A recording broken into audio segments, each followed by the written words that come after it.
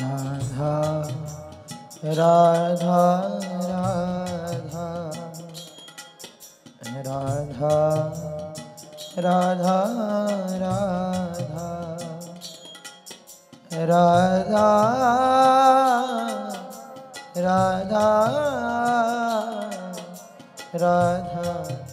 Radha Radha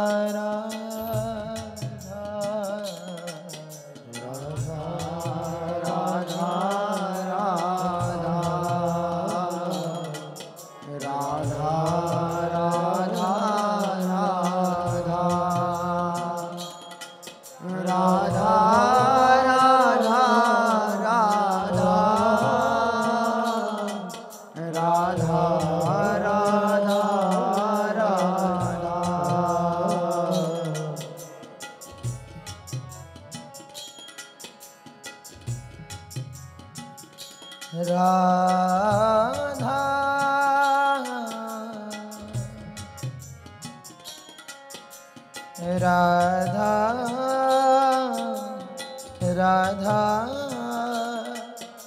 Radha Radha Radha Radha